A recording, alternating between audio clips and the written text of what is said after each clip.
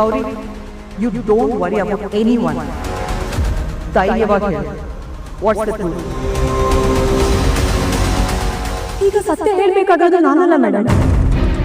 ನನ್ನ ಕಣ್ಣೆದುರೇ ಈ ಪಾಪಿ ಬಲೆ ಬಿದ್ದು ಈ ಜೀವನನೇ ಕಳ್ಕೊಂಡು ಮೋಸ ಹೋಗಿರೋ ನನ್ನ ಅಕ್ಕ.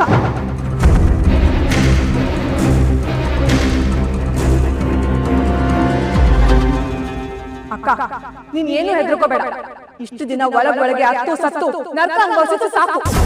ಆ ವೇದಿಕೆ ಮೇಲೆ ಇದ್ದಾನಲ್ಲ, ಅವನು ಏನೇನು ಮೋಸ ಮಾಡ್ದ, ಏನೇನು ನಡೀತು ಅಂತ ಎಲ್ಲರೂ ಮುಂದೆ ಬಾಯ್ಬಿಟ್ಟು ಹೇಳು.